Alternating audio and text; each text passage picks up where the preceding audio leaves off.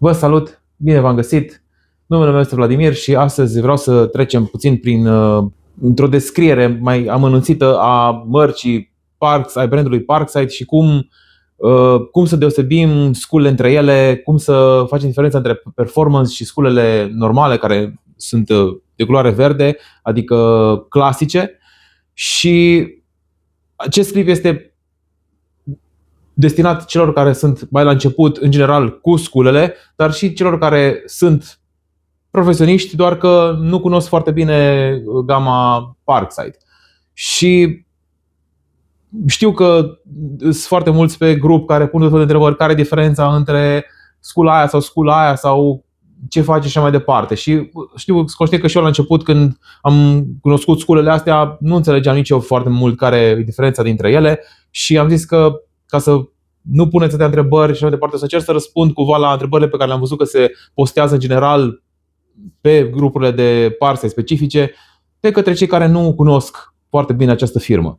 Bun, primul rând, pentru cei care sunt la început, am să vă spun ce înseamnă un motor brushless. În românește, motor fără perii. Deci motorul fără perii, adică brushless. Funcționare. Curentul este controlat electronic de un regulator ESC, iar perii și colectorul sunt înlocuite cu senzori și bobine pe stator. Avantaje. Eficiență energetică superioară, durată de viață mult mai lungă, fără scântei, mai sigur, mai silențios, mai compact, control precis, fără întreținere. Dezavantaje. Cost inițial mai mare. Adică, dacă vorbim de eficiență și durabilitate, brushless câștigă clar și legat de costuri ar câștiga cel cu perii sau brushed, dar și aici este discutabil. Apoi motorul cu perii. Funcționare. Curentul este transmis prin perii de cărbune la un corector rotativ care inversează polaritatea pentru a menține rotația. Avantaje. Cost redus, control simplu, bun pentru utilizări ocazionale. Dezavantaje. Uzura perilor necesită înlocuire, pierderi de energie prin frecare, scântei, zgomot și este mai voluminos. Motor fără perii, spre deosebire de cel cu perii, piesele practic nu se ating. Deci este doar rulmenții țin axul și se învârte pur și simplu așa, la liber. În timp ce motorul cu perii, că poate exact nu știți nici acela cum funcționează, nici eu nu sunt expert. Încerc să explic așa pe înțelesul tuturor. Sunt niște perii colectoare care freacă pe stator, cred că se numește, și adună și există o frecare permanentă, lucru care produce o frecare și niște scântei. Aici foarte mulți de asemenea au întrebat, este normal să scoată scântei? Da, un anumit număr de scântei este perfect normal. Dacă scoate scântei multe și mai departe, s-ar putea să fie o problemă, nu neapărat că e scula defectă, poate să fie praf, poate să fie ceva acolo, să nu calce bine perea sau știu eu ce. Dar este normal să existe o foarte mică, care se observă foarte greu, scânteie și o scânteie mai mare la pornire și la oprire. Mai mult la oprire decât la pornire, e cea mai vizibilă. Când oprești, se oprește brusc și atunci se vede scânteia mai mult. Este un lucru perfect normal, nu vă faceți griji.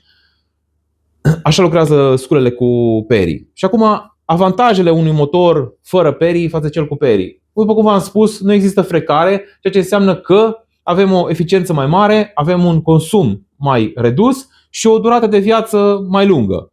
Ăsta este motivul pentru care Parkside, pentru sculele care sunt din gama performance, dau garanție 5 ani, iar pentru sculele din gama verde clasică dau 3 ani.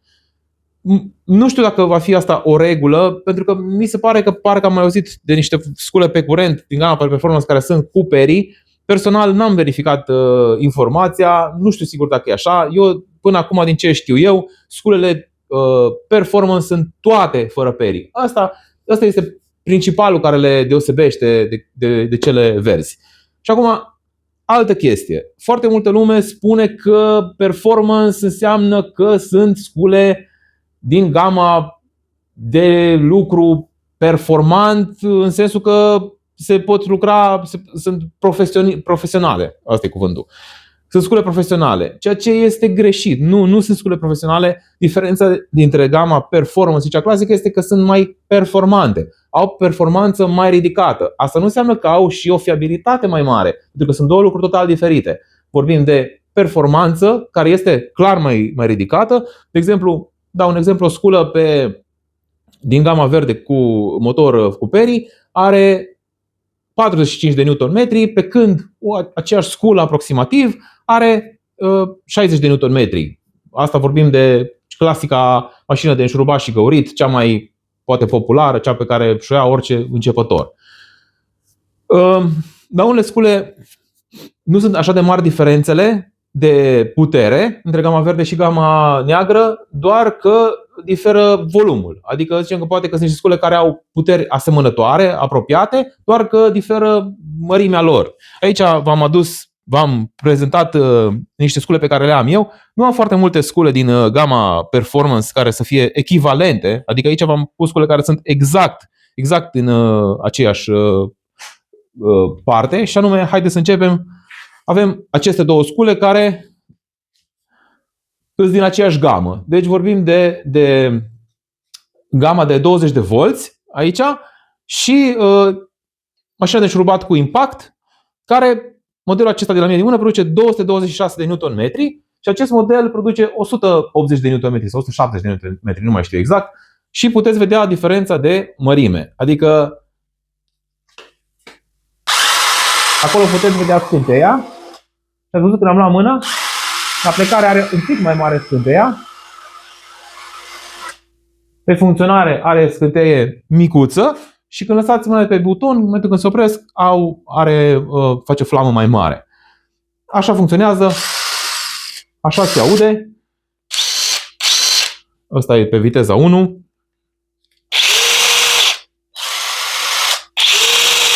Se aude că e motorul mai puternic cumva. De asemenea, în acest caz, aici avem selector de turație și la acest model nu avem selector de turație.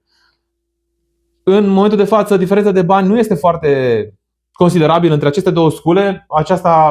Cel mai bun preț pe care l-am văzut eu vreodată a fost 100 sau 110 lei, dar a fost și 140 de lei, depinde de ofertă, iar acesta a fost de ultimii 2 ani 150 de lei. Deci avem o sculă mult mai performantă, deși știu că foarte multe preferă pe asta, că e un pic mai finuță la feeling, așa, când lucrezi cu ea, nu are așa multe vibrații, poate și din cauza mărimii se întâmplă chestia asta.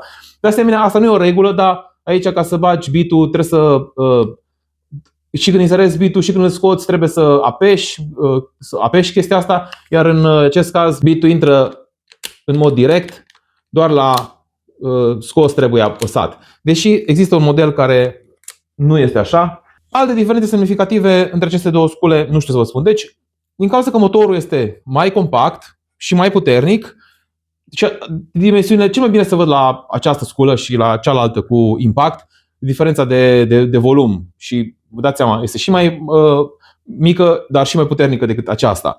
Deci, nu aveți niciun motiv să alegeți varianta cu Perry, din punctul meu de vedere, în momentul când aveți două scule la fel. În mod normal, cele performance, cele cu brașle sunt mai scumpe. Acest caz este o excepție și garanție mai lungă și tot ce vreți. Al doilea exemplu sunt aceste două impacturi de tot de 20 de volți.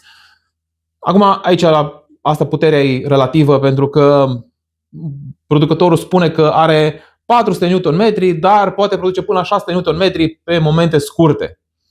La asta spune că are 400 Nm, nu spune exact diferența. Concret există o diferență între acestea două, asta e mai puternică un pic și după cum puteți vedea din nou volumul, mărimea, greutatea este mai ridicată în acest caz și în cazul anterior.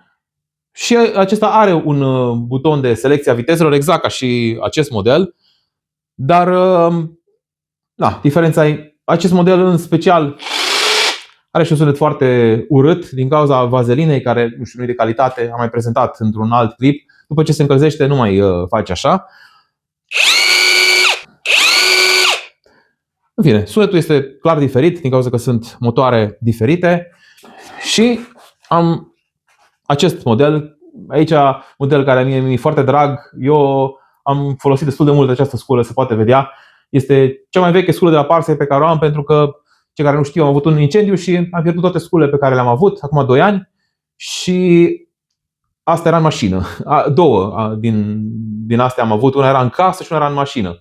Deci astea sunt singure scule care mi-au scăpat Și asta vreau să spun că din 2021, nu, 2020, cred că 2021, din ce mi amintesc eu, o am și am folosit-o. E prima la sculă 12V, am zis că am luat-o când am avut foarte mult de lucru mai la înălțime. Vezi că totuși mi-a o sculă mai ușoară, lucram cu autoforante, deci nu-mi trebuia putere și de atunci sunt fan 12V. În cazul ăsta nu avem așa o diferență mare de volum. Deci sunt foarte similare. Nu e foarte mare diferență, după cum puteți vedea. Nici de putere, în sensul că asta are 27 Nm și asta are 35. Deci nu e mare diferență. În schimb, e o mare diferență de ergonomie, deci nu se compară. Deci se poate vedea, nu știu cum să le pun să se vadă mai bine. Așa. Puteți vedea clar că cum o ții pe asta și cum așa lucrezi și cu asta e foarte diferită treaba. Bun, haideți să recapitulăm. Diferențele dintre gama verde și gama neagră. Este motor brushless, fără perii la cea neagră versus motor clasic la cea verde. Avem garanție mai mare, adică 5 ani în loc de 3 ani și avem o sculă mai compactă în general, pentru că poate că flexul nu e mare diferență, zicem, de volum, dar e diferență de putere și de consum de curent. Ceea ce mie mi se pare foarte relevant. Că unui de sculă de acumulatori e un factor destul de important să știi că ai un consum mai redus de curent. Chiar dacă nu este cu 30% sau ceva de genul ăsta mai redus, în teorie, în practică poate că nu e chiar 30%, dar per total despre asta e vorba. Despre o sculă de genul acesta. Încă o paranteză, pentru că știu că am spus deja despre chestia asta că scula de performance nu se referă la pro. Adică sunt două lucruri separate. Profesional, performance. Adică nu e professional, e performance. Pentru că multă lume crede că e professional. Nefiind atent, vede că PRO începe cu pro și cumva se gândește că e gama profesională care poți să o folosești în mod abuziv ca și o firmă consacrată care produce scule din gamele acestea, industriale sau profesionale. Și nu este așa. Țin să subliniez încă o dată chestia asta. Se strică la fel de repede pentru că de obicei nu se strică motoarele la aceste scule. Am avut scule verzi care mă țin mai mult, cum e aceasta, care v-am spus că acuși are 5 ani. Poate greșesc, nu mai știu, poate era 2023, nu mai țin minte exact. Dar concret este că scula asta n-am avut probleme cu ea, nu s-a stricat, merge în continuare și alte scule pe 20 de volți, alte scule din gama performance mi s-au stricat, cum ar fi două impacturi din acest model. Până acum mi s-a stricat un B3, care mi s-a rupt, B3-ul care e cel mai fiabil, mi s-a stricat mie cel mai repede, asta probabil am avut eu ghinion. Mi s-a rupt în el ceva, nu l-am desfăcut pentru că era în garanție, n-avea niciun sens, pur și simplu învârtea în gol și mi l-au schimbat, dar l-am pierdut în acel incendiu. Și al doilea, un C3 care după 2 ani, acum câteva zile mi s-a stricat, după 2 ani de folosit așa serios, a ieșit fum din el, exact lucru care nu se întâmplă de obicei la C3, ci la B2. Deci se pare că la mine toate lucrurile s-au întâmplat atipic decât la restul utilizatorilor în cazul unor scule, să zic așa.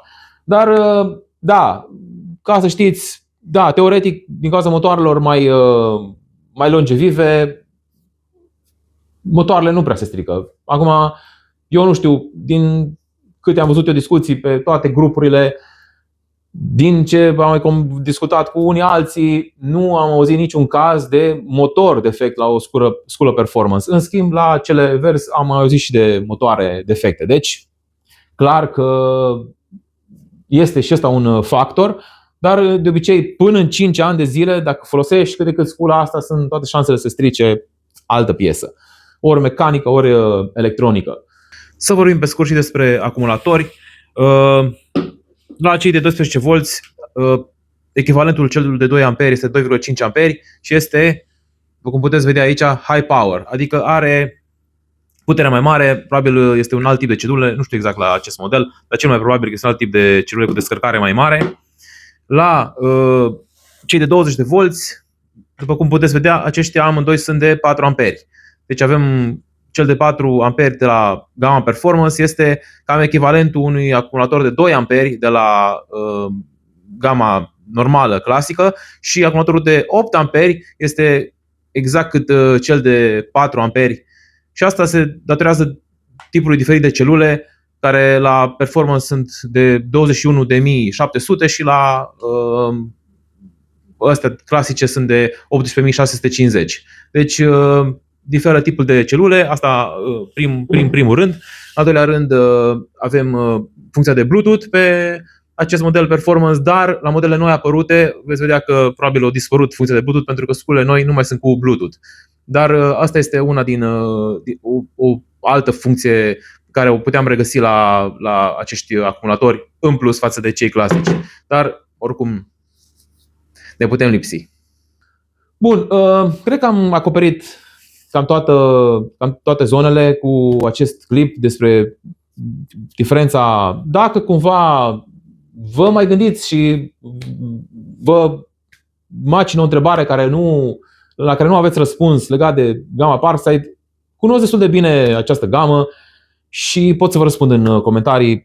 Chiar răspund la toate comentariile, numai dacă se întâmplă să nu vină notificare sau știu eu ce, și sunt foarte multe sau se pierd, atunci am mai pățit în unele clipuri că am văzut comentarii după 2-3 săptămâni sau poate unele niciodată, dar dacă le văd, da, sunt dispus în mod permanent să vă răspund, deci puteți să le puneți și vă răspund cu drag.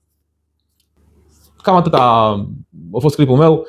Sper că v-am lămurit pe cât de posibil. Nu sunt nici pe departe un profesionist, doar că lucrez de ceva timp cu sculele astea și sunt interesat de ele, îmi plac foarte mult și le-am studiat, am văzut, sunt foarte prezent pe grupuri, citesc tot ce scrie toată lumea și din acest motiv poate sunt mai informat decât alții legat strict de acest brand, nu despre scule în general. Bun, vă mulțumesc că m-ați urmărit și vă aștept la un nou clip aici pe canal.